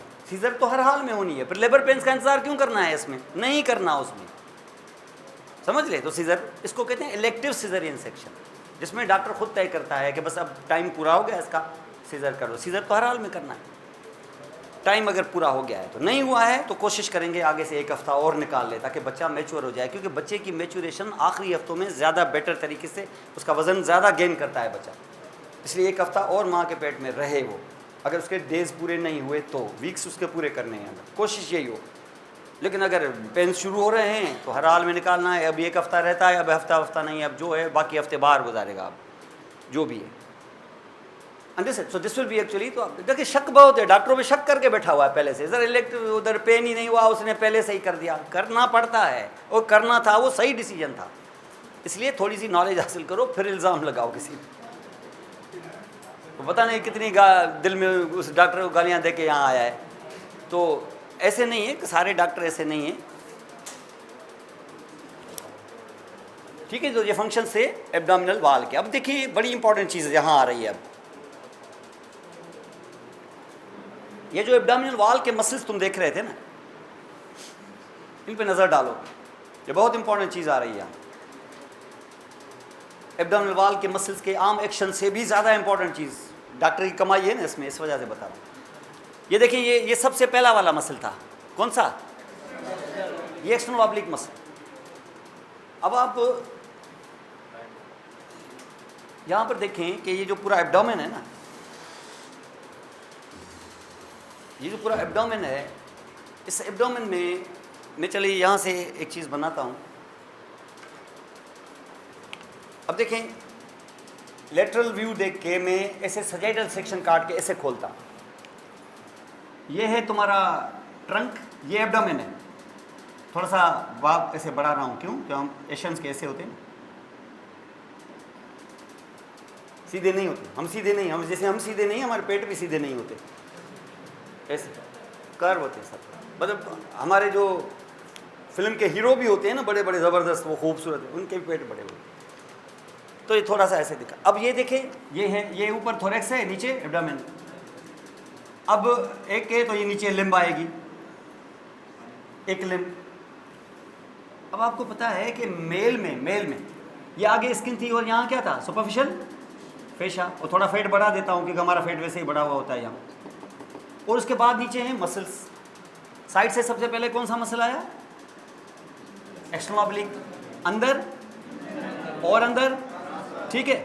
और पीछे सॉस, क्वाड्रिटस वगैरह वगैरह, ये कैविटी है। इसमें तुम्हारे विसरा वगैरह, ये इंटेस्टिन, ये सब कुछ पड़ा हुआ है। पीछे ये जो जगह है, यहाँ तुम्हारा क्या होता है? वर्टिब्रल कॉलम, और उसके पीछे दो साइड से किडनीज होती हैं, और यहाँ से यूरेटर उतरता है वगैरह वगैरह। मसला यहाँ है कि एक आर्गन है मेल में, इसका नाम है टेस्टिस। मेल रिप्रोडक्टिव आर्गन है, गोनाड है, सेक्स ग्लैंड है, जहाँ स्पर्म्स बनते हैं। डेवलपमेंट के टाइम पर जब बच्चा डेवलप हो रहा होता है, तब इस टेस्टिस की जगह होती है ये जहाँ आज किडनी है। किडनी की जगह होती है जहाँ तुम्हारा आज यूरिनरी ब्लैडर वगैरह पड़ा हुआ है। किडनी असेंड करती है, जो आज बैठी है यहाँ, ये माइग्रेट होके आई है, और टेस्टिस उस किडनी की जगह से नीचे उतरते हैं। इसको कहते हैं descent of the testis. Testis ये नहीं है जो आज यहाँ है तो ये इनकी कोई ये जगह है, नहीं, ये माइग्रेट होके यहाँ आए। आप पूछेंगे सर यहाँ माइग्रेट होने की क्या ज़रूरत है? यहाँ क्या तकलीफ थी इनको? बीच में एओर्टा बैठा हुआ था, ब्लड सप्लाई ज़बरदस्त मिल रही थी, इंडस रिवर के किनारे पे उसका घर था, क्या ज़रूरत थी उसको इतनी दूर जाके उधर थर में बैठने की जहाँ पानी नहीं है? तो कोई ज़रूरत होती होगी ना, ऐसे एटमॉस्फेयर की ज़रूरत होती होगी। एओर्टा यहाँ बैठा हुआ है, इसके दो साइडों पे टेस्टिस की पैदाइश हुई थी। वो टेस्टिस के लिए इससे बेटर जगह क्या है भाई? ये एओर्टा, सारी दुनिया की ब्लड वेसल्स यहाँ पर, ब्लड सारा इधर ही आता है, यहाँ से मुझे आराम से मिल जाता है। मेरी ज़मीन अगर रिवर इंडस के करीब होती है ऐसे किनारे पे, तो वो अच्छी, कि थर में मुझे ज़मीन अलाट हो जाए वो अच्छी। थर में मुझे क्या मौत पड़ी है, मैं वहाँ जाऊँगा, मुझे क्या रेती में दफन होना है वहाँ पर? इधर पानी, रिवर इंडस, आप अंदाज़ा तो लगाएं। अब वो पता है, ये पाकिस्तान का पूरा जो रकबा है उसमें आधा रकबा रिवर इंडस है। 1,00,000 किलोमीटर स्क्वायर किलोमीटर जो पाकिस्तान है ना, उसमें 50,000 square kilometre is only the river Indus. 2300 kilometre है लंबी चौड़ी, इसको मिलाएं तो एरिया बनेगी हाफ ऑफ द पाकिस्तान। ये रिवर इंडस है जिसकी वजह से आप आज बैठे हुए हैं, वरना जो हमारे हालात हैं ना, तो हमारे हालात सूडान और सोमालिया से भी बुरे होने थे। ये बचे हुए हैं हम लोग, एक अरेबियन सी कोस्टल की वजह से, और दूसरा इंडस रिवर की वजह से। ये थोड़ी बहुत इकॉनमी जो हमारी सांसें ले रही है ना, वो इस पानी की वजह से। तो ये आप यहाँ पे देख रहे हैं, ये इस तरीके से है। तो ये टेस्टिस यहाँ से नीचे उतरते हैं और नेचर ने इनको यहाँ एक पाउच दिया है जिसका नाम है स्क्रोटम। अब वो स्क्रोटम बना किससे है? ये बना है इस स्किन से, नंबर 1 किससे? स्किन। नंबर 2 ये फेशा चली ना, ये फैट की भरी हुई, इससे। और यहाँ ये फैट जो है यहाँ आके ये बन जाएगा स्मूथ मसल। ये फैट नहीं रहेगा, स्क्रोटम पे बन जाएगा। इसको कहते हैं डार्टस मसल। इस स्मूथ मसल का नाम है क्या? और उसके बाद अब आएंगे कौन? 3 लेयर्स, इनमें से कोई नीचे नहीं आएगा। स्क्रोटम तुम्हारा बन गया। अब जो नीचे नहीं आएगा, तो फिर जब ये किसके लिए बना है? ताकि यहाँ आए, ये घर बना है कि इस घर में रहेगा वो मेहमान जिसका नाम है टेस्टिस। और टेस्टिस अभी कहाँ है? अभी पोस्टीरियर एब्डोमिनल वॉल पे चिपका हुआ है, अभी तो पैदा हुआ है। ये बर्थ से कुछ पहले यहाँ से नीचे उतरेगा। सबसे पहले जैसे नीचे उतरेगा, अंदर से पहले टकराएगी इसको, अंदर से पहला मसल कौन? Transverse abdominis. ये थोड़ा सा यहाँ से नेचर काट देगी इसको, और यहाँ से ये आराम से गुजर जाएगा, रास्ता नहीं रोका जाएगा इसका। फिर टकराएगा एक और मसल, नेचर इसको भी थोड़ा ऊपर कर देगी ऐसे, तो बोलेगा यार इसको भी थोड़ा सा नीचे उतारो। ये भी शायद न रोके, इसको रोकेगा भी नहीं, लेकिन वो जो एक्सटर्नल ऑब्लिक है ना, ये उसको रोकेगा। फिर नेचर ने उसमें एक सुराख कर दिया है कि इससे निकल जाओ। उस सुराख को कहते हैं रिंग, और इसका नाम होता है इंग्वाइनल रिंग, और इसको कहते हैं सुपरफिशियल इंग्वाइनल रिंग। क्या कहते हैं? तो आप कहते हैं जैसे ये सुपरफिशियल है तो कोई डीप भी होती होगी। अब थोड़ा सा ये बता रहा हूँ कि ये जो तुम्हारा मसल है ना, ये कौन सा? ट्रांसवर्स एब्डोमिनस, पीछे सॉस वगैरह, इनको अंदर से यूँ समझ लो जैसे दीवार को पेंट किया हुआ होता है, तो इसको पेंट किया हुआ है हमने, एक फेशा लगाई हुई है ऐसे। ये किसको टच कर रही है फेशा? तो इसको कहते ही हम हैं फेशा ट्रांसवर्सेलिस। जो मसल उसी हिसाब से नाम है। तो एक्चुअली ये जब नीचे टेस्टिस उतरा था, तो सबसे पहले ट्रांसवर्स एब्डोमिनस ने रोका था कि फेशा ट्रांसवर्स ने रोका था? तो उसमें सुराख कर देगी। इसका नाम भी है रिंग, इसका नाम है डीप इंग्वाइनल रिंग। जबकि ट्रांसवर्स ये जो आखिरी जो आपने मसल देखा था एक्सटर्नल ऑब्लिक, उसके रिंग का नाम था सुपरफिशियल इंग्वाइनल रिंग। तो बेसिकली इसको कितने लेयर से क्रॉस होना पड़ा टेस्टिस को? 4 लेयर्स में। 2 ने तो इसको छेड़ा ही नहीं, पहले और आखिरी ने इसको रोका और उसमें से सुराख कर गया। तो पहला था फेशा ट्रांसवर्सेलिस, तो उसमें सुराख किया तो नाम पड़ गया उसका डीप इंग्वाइनल रिंग। और आखिरी जो था उसमें सुराख था, नाम उसका पड़ गया सुपरफिशियल इंग्वाइनल रिंग। और यहाँ से गुजर के जब ये गुजरा, तो उसके बाद क्या आया? फेट। रोकने की ज़रूरत ही नहीं, क्योंकि नीचे फेट वैसे ही नीचे आ गया है ये। और उसके बाद स्किन है, तो ये आपका इधर पाउच आ गया, ये टेस्टिस है। तो इसका मकसद है कि मसल्स के बीचों बीच गुजरा है कि नहीं? तो मसल्स के बीचों बीच जब वो गुजरा है, तो वो पैसेज जब वो मसल्स के बीचों बीच गुजर रहा है, उस पैसेज का नाम है इंग्वाइनल कैनाल। क्या नाम इसका? तो एब्डोमेन और स्क्रोटम के कैविटियों के बीच में जिस जगह से वो गुजरा है मसल्स के बीच में, उस क्लेफ्ट का नाम है इंग्वाइनल कैनाल, जो किधर से किधर तक है? डीप इंग्वाइनल रिंग से सुपरफिशियल इंग्वाइनल रिंग तक। ये रिंग्स ऐसी हैं जिसमें से ये टेस्टिस गुजरा है। क्या अकेला टेस्टिस गुजर के अकेला पड़ा हुआ है, कि अपने साथ ब्लड वेसल्स लेके आया है? ये ऊपर से आप जाते हैं तो अपनी बैग लेके जाते हैं ना, या मेहमान के पास जाते हैं उसको बोलते हैं बैग और कपड़े तो दे दो मुझे, ऐसे तो नहीं होता है ना, आप अपने लगेज साथ लेके जाते हैं। तो ये साथ लेके आया है, इधर से आर्टरी लेके आया, वेन यहाँ से वापस गई, लिम्फेटिक्स लेके आया, ये सब कुछ लेके आया। तो ये इंग्वाइनल कैनाल क्या खाली पड़ा हुआ है, या उसमें इसके कंटेंट्स के का बंच वहाँ पर मौजूद है? तो ये इंग्वाइनल कैनाल में ये मौजूद है। चलो मौजूद हो, लेकिन अगर कभी भी इस इंग्वाइनल कैनाल की रिंग्स वीक हो गई, या मसल में वीकनेस हो गई, या तुम्हारी कफ ये जो चल रही है ये ख़त्म ही ना हुई, और खांसते ही रहे और बूढ़े हो गए और मसल और वीक हो गए, तो खांसते खांसते अंदर इन वसरा पे प्रेशर कम पड़ता है कि इन पे कोई धक्का आता है इसको भी। तो अगर तुम्हारी कोई रिंग वीक हो गई तो ये कोई इंटेस्टीन इस रिंग में जा सकता है कि नहीं? और रिंग में अगर चला गया तो रिंग में जाते जाते और नीचे गया तो क्या ये स्क्रोटम में नहीं आ जाएगा? तो स्क्रोटम में अब टेस्टिस नहीं, तुम्हारा इंटेस्टिन भी पड़ा हुआ है। ये एक डिजीज है, ये डॉक्टर की कमाई कर देगी। ये इस चीज को कहते हैं हर्निया। क्या बोलते हैं? हर्निया तो सुना हुआ है ना नाम आपने, इसको हर्निया कहते हैं। किससे गुजरी है? रिंग से, और रिंग के बाद किससे? कैनाल से। किस कैनाल से? इंग्वाइनल कैनाल से। इसलिए इस हर्निया का नाम है इंग्वाइनल हर्निया। क्या कहते हैं? Inguinal hernia. ये इस वक्त जब पेशेंट आएगा उसका स्क्रोटम इतना बड़ा स्वेलिंग होगी स्क्रोटम में, डॉक्टर उसकी एग्जामिनेशन करेगा, पता चलेगा उसमें स्क्रोटम में टेस्टिस सिर्फ नहीं है, इंटेस्टिन भी पड़े हुए हैं। ये आप खाना खाएंगे, ये यहाँ से गुजर कैसे? क्योंकि कंटिन्यूस है।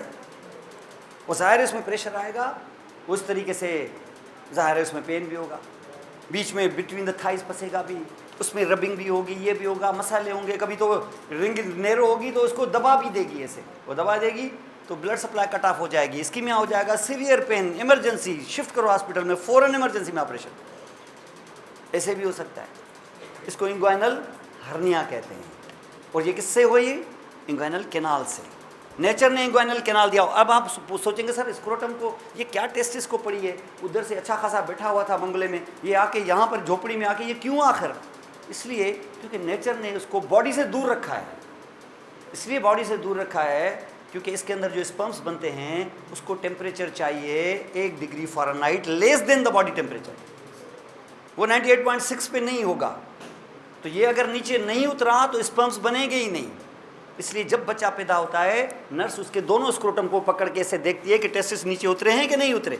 नहीं उतरे अगर टेस्टिस में से एक में से कोई भी, तो एकदम से वो नोट लगा देगी ताकि फिर सर्जन आए उसको चेक करे और एज सून एज पॉसिबल चंद सालों के अंदर अंदर या अभी फ़ौरन ही ऑपरेट करके उस टेस्टिस को देखे कहाँ रुके हुए हैं, अपने रास्ते में कहाँ रुके हुए हैं, उनको नीचे उतार के स्क्रोटम तक ले आए, फिर उसकी सर्जरी होगी। इसको कहते हैं अनडिसेंडेड टेस्टिस। और अनडिसेंडेड अगर छोड़ दोगे ना तो क्या होगा? उस टेम्परेचर में वो सर्वाइव नहीं कर सकेंगे। और जब बच्चा एडल्टहुड तक पहुंचेगा और स्पर्म्स बनने की बारी आएगी तो स्पर्म्स बन नहीं सकेंगे और बीमारियां अलग होंगी टेस्टिस के अंदर, क्योंकि टेस्टिस अपनी गलत जगह पर रुके हुए हैं। यहाँ पर नेचर ने स्क्रोटम इसलिए बनाया हुआ है, वरना स्क्रोटम की क्या ज़रूरत थी? कोई ज़रूरत ही नहीं है, क्योंकि यहाँ temperature less than the body temperature है। क्योंकि स्पर्मेटोजेनेसिस या स्पर्म्स की फॉर्मेशन, उसकी सिंथेसिस, उसकी डेवलपमेंट, उसके लिए टेम्परेचर थोड़ा सा कम चाहिए। तो that's why the scrotum is there and बस उसके लिए कम चाहिए तो हमें एक रास्ता भी चाहिए जिससे आए नीचे। अब रास्ता चाहिए तो रास्ता तो है, लेकिन इस रास्ते की गड़बड़ें भी हो सकती है। अब डॉक्टर ने भी आखिर दुकान खोली है, कुछ तो वो भी कमाएगा ना, या ऐसे ही बस हो गया, बस इंग्वाइनल कैनाल बंद हो गया, बस अब सब कुछ ऐसे ही ठीक हो जाएगा तो डॉक्टर दुकान बंद कर दे। फिर अल्लाह ने चोर की मेहनत में भी उसको कुछ अजर दे दिया है। अब जो चोर जाता है तो कभी आपने देखा है ज़मीन पकड़ ले उसको कि बदतमीज़ कहाँ जा रहे हो, क्या कर रहे हो, बोलेगा कोई? नहीं, ज़मीन उसको भी सपोर्ट करती है, जाओ जाओ ठीक है। पूरी कायनात चोर को सपोर्ट करती है, इतना कुछ कि वो जिसकी चोरी करने जा रहा है वो गाफिल हो जाता है और आखिर में चोर ही कामयाब होता है। पूरी कायनात, अल्लाह ताला चोर को भी कुछ ना कुछ दे देता है। वो बोलता है मैं तुम्हें उधर आके देख लूँगा, फ़िलहाल तुम जाओ करो जो करना है। नमाज पे जाओ तो भी ज़मीन सपोर्ट करती है, चोरी पे जाओ तब भी ज़मीन सपोर्ट करती है, जाओ बस आगे। ग्रेविटी करती है ना सपोर्ट, रोक लेती है ग्रेविटी, मैग्नेट की तरह, बदतमीज़ किधर जा रहे हो, रोको रोको। और नमाज में आपको फैसिलिटेट करे, ऐसे करेगा क्या? जाओ। चोर देखो, चोर नमाजी से ज़्यादा चालाक होता है, दिमाग उसका ऐसे काम करता है। उधर से फिर अल्लाह ताला जिसकी चोरी होने वाली है उसको भी गाफिल कर देता है, वो सोया पड़ा हुआ होता है, पूरा घर साफ करके चले जाते हैं उसका। तो दिस विल बी लाइक हर आदमी के लिए अल्लाह ताला ने रिज़्क़ रखा हुआ है। तो इंग्वाइनल कैनाल, सर्जन सिर्फ इंग्वाइनल कैनाल के ऑपरेशन में करते करते करोड़पति हो गए। दूसरी सर्जन ऑपरेशन ही नहीं करते, एक ही करते थे, एक ही में से डेली 3-3 केस इसके, और अच्छी कर लेंगे तो सारे इंग्वाइनल हर्निया के पेशेंट उसके पास। एक साल में उसको किसी और ऑपरेशन की ज़रूरत ही नहीं है, क्योंकि उसके पास लिस्ट लगी होगी कि मुझे इस साल में 300 केस करने हैं। वो 300 केस में मेरा ख्याल है वो आपसे ज़्यादा जितना अमीर हो जाएगा वैसे भी अंडर से। तो ये क्या है? ये इंग्वाइनल केनाल है, ना सीरियस इंग्वाइनल केनाल। अब देखें ये सबसे अंदर वाला है, ये कैसे बनी है? रिंग बनी कि नहीं? ये कौन निकल रहा है? जो कौन बैठा हुआ है यहाँ पर? वेसल्स और ये सब कुछ है। टेस्टिस क्यों नज़र नहीं आ रहा? टेस्टिस ने अपनी डेस्टिनेशन में स्क्रोटम में चला गया है। ये अब यहाँ ये पड़े हुए, कौन पड़ा हुआ है? उसकी आर्टरी, उसकी वेन्स, उसका फलां, ये वो सब कुछ। ये जो कार्ड है, ये जो रस्सी है, इसको बोलते हैं स्पर्मेटिक कार्ड। स्पर्मेटिक कार्ड क्या है? ये टेस्टिस का लगेज है, ये जो अपने साथ खींच के लाया है, जो इस वक्त यहाँ पड़ा हुआ है। ये टुकड़ा ये नहीं है, ये लंबा होगा, ये बॉडी वॉल तक आएगा, लेकिन यहाँ उसका नाम है स्पर्मेटिक कार्ड। हर जगह नहीं है उसका नाम स्पर्मेटिक कार्ड। जब इंग्वाइनल कैनाल में है तो नाम है इसका स्पर्मेटिक कार्ड। तो ये स्पर्मेटिक कार्ड है। ये फेशा ट्रांसवर्सलिस है। उसके बाद कौन होगा? थोड़ा मैं अगर और आ गया ऊपर तो जैसे और ऊपर आ गया तो ये नंबर 2 है, ये अंदर से नंबर 2, माने ये कौन होगा? Transverse abdominis. ये देखिए, इसने रोका इसको क्या? नहीं, इतना ऊपर है, कट लग गया यहाँ पर, नेचर ने इसको गायब कर दिया। फिर ये है दूसरा, कौन? Internal oblique. अच्छा लिखा हुआ है, तब पढ़ रहे हो, मैं पढ़ नहीं रहा हूँ यहाँ। तो ये है कि इंटरनल ऑब्लिक, इसका भी कट लगा हुआ है। इसने भी कुछ खास रोका नहीं, इसने रोकने की कोशिश की, लेकिन इसके रोकने की कोशिश में इसने उसको ऐसे सुराख कर दिया। तो ये जो सुराख है ट्रायंगुलर, इसका नाम है क्या? और वो जो गोल सुराख है फेशा ट्रांसवर्सलिस में, इसका नाम है क्या? तो यहाँ से यहाँ तक का सफ़र इंग्वाइनल कैनाल कहलाएगा, जिसमें कौन पड़ा हुआ है? Spermatic cord. ये किसका लगेज है? टेस्टिस का। टेस्टिस यहाँ से गुजरे थे, अब है नहीं। क्यों? क्योंकि वो नीचे स्क्रोटम में आ गए। इसका नाम इंग्वाइनल कैनाल है। और यहाँ से अगर ये रास्ते खुले हुए हैं, वीक हो जाएंगे तो कोई और भी आ सकता है। कौन? इतने बड़े इंटेस्टाइन वजन की वजह से, और बार बार खांसा तो, अगर तुम वीक हो गए तो, अगर तुम्हारी मसल और वीक हो गई तो, रिंग और ढीली हो गई तो, और पुश के साथ और गोल हो गई तो धड़ाम से अंदर कोई ना कोई इंटेस्टाइन का पार्ट अंदर आ जाएगा। और फिर स्पर्मेटिक कार्ड के साथ लेटा हुआ होगा हर्निया, सोइलिंग होगी इधर, और अगर रास्ता मिल गया तो स्पर्मेटिक कार्ड के साथ फॉलो करके बॉटम ऑफ स्क्रोटम में बैठ जाएगा आके, इतना बड़ा। ये डिपेंड करता है कि अगले 4, 6, 8, 10 साल बाद लोग घसीटते रहते हैं इसको। आते नहीं, एक तो शर्म की वजह से, यार क्या हर्निया कोई अच्छी बीमारी तो है नहीं, कोई होता कोई हार्ट अटैक, ब्रेन ट्यूमर, बड़ा बड़ा कोई इस किस्म की, कोई ग्लैमरस किस्म की डिजीज़, तो बोलते भी सही, यार मुझे ब्रेन ट्यूमर हो गया। लोग फ़ख्र से भी बोलते हैं। कभी कोई बोलता है, कोई पाइल्स और हर्निया की वजह से किसी को बोले यार मुझे पाइल्स हो गए, कोई बोलेगा? कोई मतलब ऐसे शर्मनाक डिजीज़ हैं, कोई इज़्ज़त वाली डिजीज़ तो हो कम अज़ कम। हार्ट अटैक, इस किस्म की बातें कहने में ही थोड़ा लगता है कि कोई अमीर की बीमारी है। कोई लोग अमीरों वाली बीमारियां बताना पसंद करते हैं। कोई आए बोलेगा मुझे बवासीर है, हालांकि होता होगा उसको बचपन से ही, लेकिन बोलेगा नहीं कभी। हर्निया को बोलेगा मुझे हर्निया है। ये सारी बीमारियां जो है ना, ये गरीबों वाली बीमारियां, तो वो उमूमन गरीबों वाली। टीबी कोई बोलेगा कभी? मेरा एक प्रोफेसर था, उसकी वाइफ को लिम्फ नोड हो गया इधर, लिम्फ नोड इलाजमेंट, एक छोटा सा लिम्फ नोड। उसकी वाइफ भी डॉक्टर था, और इत्तेफाक से वो काफ़ी सालों की बात है ये, अभी उसकी वाइफ की डेथ हुई है, अभी हुई है, काफ़ी सालों की बात है। वो लिम्फ नोड, अब लिम्फ नोड जब यहाँ इलाज हो जाता है ना, तो चांसेस होते हैं कि लिम्फोमा, कैंसर वेंसर ना हो, खुदा न खास्ता, और उसके चांसेस होते हैं कि टीबी भी हो, ये भी हो सकता है। ये लिम्फ नोड है। फिर डॉक्टर जो है एग्जामिन करता है, लेकिन कंफर्म तब होगा जब लिम्फ नोड को निकाल के उसकी बायोप्सी के लिए भेजते हैं। लिम्फ नोड बायोप्सी आपने देखा होगा लोगों को, यहाँ थोड़ा डिप होता है, यहाँ पर ये लिम्फ नोड निकाले हुए होते हैं इनके। शक हो गया होगा कि यार कहीं टीबी या कहीं, और जब लिम्फ नोड बायोप्सी के लिए जाता है तो हम लोग दुआ करते हैं कि अल्लाह करे इसको टीबी हो, कैंसर ना हो, क्योंकि टीबी का इलाज है, कैंसर का तो इलाज भी नहीं। तो उसमें ये दुआ एक्चुअली टीबी हो, वैसे तो बद दुआ है ये, इस मामले में ये दुआ है। तो वो जब डॉक्टर साहब की वाइफ का जब लिम्फ नोड बायोप्सी गई तो वो रिपोर्ट में टीबी आया। होना तो उसको खुश चाहिए था। हमने पूछा सर से कि सर क्या जो है वो डॉक्टर साहब को क्या डायग्नोस हुआ, बता ही नहीं रहा था उनको, पता नहीं अभी रिपोर्ट नहीं आई है वो करके, मतलब हमें चक्कर दिया उसने। बाद में हमने किसी से पूछा, बताया कि टीबी है। वो साईं इसलिए नहीं बता रहा था कि टीबी गरीबों की, मैं कैसे बताऊं कि टीबी है। बाद में मुझे कहते हैं यार मेरी बीवी को क्यों टीबी होगी, मतलब वो खाती पीती भी ठीक है, वो उसकी न्यूट्रिशन अच्छी है, ये क्यों मतलब टीबी में? टीबी सबको हो जाती है, कोई मसला नहीं है, बताने में क्या, कौन सी टीबी बताने में आपको भी हो जाएगी।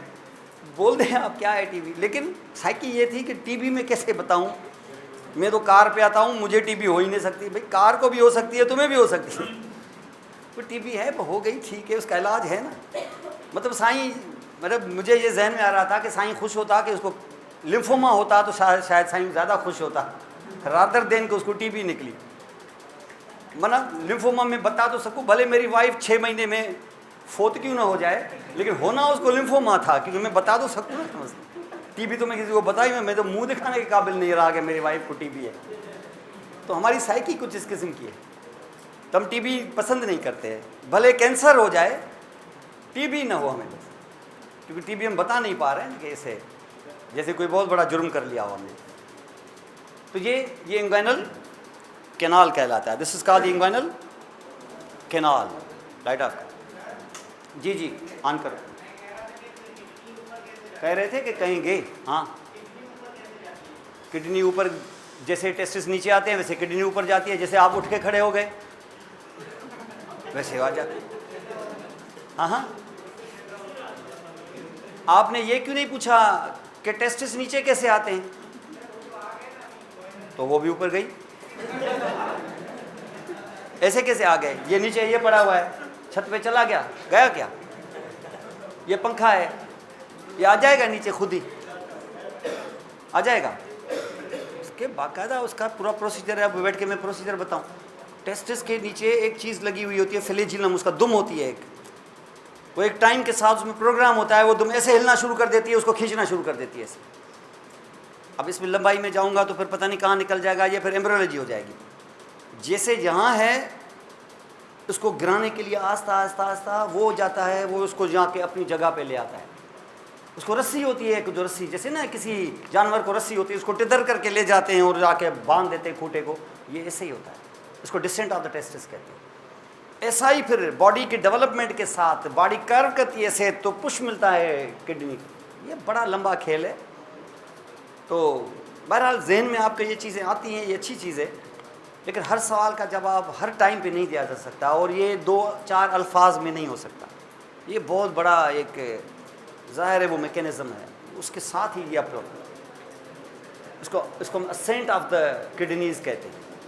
तो इस वजह से ऊपर आती है, ऐसे नहीं आती ऐसे हो गई बस जंप लगा के ऊपर चली गई। ये बॉडी डेवलप होगी, वो कर्व होगी, वो इस तरीके से ये तो ये ऊपर चली जाएगी, तो पुश आएगा उसको ऊपर से। तो this will be actually like this one. सवाल पैदा होना ज़रूरी है, अच्छी बात है, ये सवाल दिमाग में पैदा होने चाहिए, ठीक है। और ये है जिसकी मैं बात कर रहा था, रेक्टस शीथ।